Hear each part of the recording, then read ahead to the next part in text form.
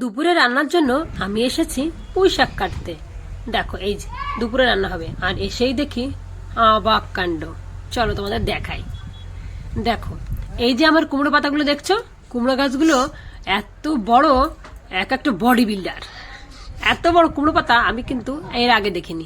প্রথম যখন হয়েছিল কুমড়ো গাছগুলো হয়েছিল কেমন যেন, মানে এত রোগা হয়েছিল, ভেবেছিলাম এই পাতা না জানি কি হবে। কিন্তু যখন একটু বড় হতে শুরু করলো এক একটা বডি বিল্ডার হয়েছে। কিন্তু বডি বিল্ডার হয়েও কোনো লাভ হয়নি। এর এক একটা আগা এত মোটা যে জানি না ক্যামেরায় কেমন বোঝা যাচ্ছে। মানে এক একটা বডি বিল্ডারদের যেরকম হয় বডি, ঠিক সেরকম। কিন্তু বডি বিল্ডারদের কোনো কাজ নেই, শুধু এ দেখতেই মোটা, কিন্তু একটা কুমড়ো এতে হয় না, একটা কুমড়ো হয়তো হয় না, শুধু বডি বিল্ডার হয়ে রয়েছে।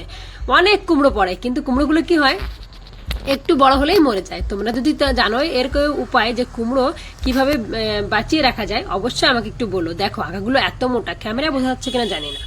এক একটা বডি বিল্ডার কুমড়ো গাছে যে বডি বিল্ডার হয় এটা আমি আগে জানতাম না। তারপরে দেখলাম একটা অবাক কাণ্ড। চলো তোমাদের দেখাই।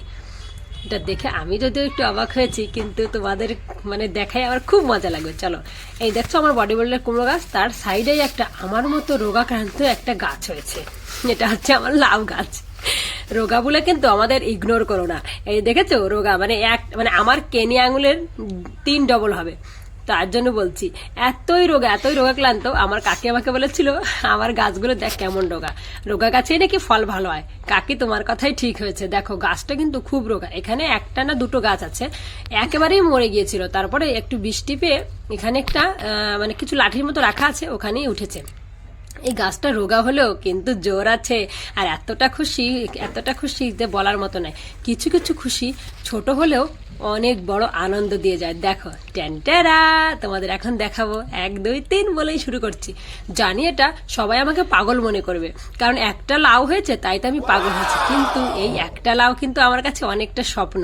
মধ্যপ্রদেশে ফাইনালি আমি লাউ গাছে লাউ ধরাতে পেরেছি। বাবা কত বছর পরে, 1 বছর নয়, 1 নয় 2 নয়, পুরো 10 বছর পরে, 10 বছর পরে একটা লাউ গাছ লাগিয়ে একটা লাউ পেয়েছি।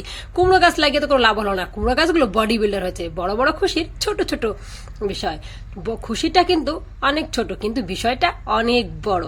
আমার তো ভীষণ খুশি লাগছে, ভীষণ খুশি। যদিও আমি লাউ কুমড়ো একদমই পছন্দ করি না, তবে এই লাউটা খেতে আমি ভীষণ ভালো লাগবে, কারণ এটা আমার নিজের হাতে লাগানো।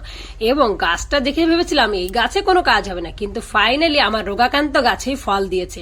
আর বডি বিল্ডার গাছে কিচ্ছু হচ্ছে না। তোমরা যদি কেউ জানো অবশ্যই আমাকে কমেন্ট করে জানিও যে বডি বিল্ডার গাছে কি করে ফল ধরাতে হবে।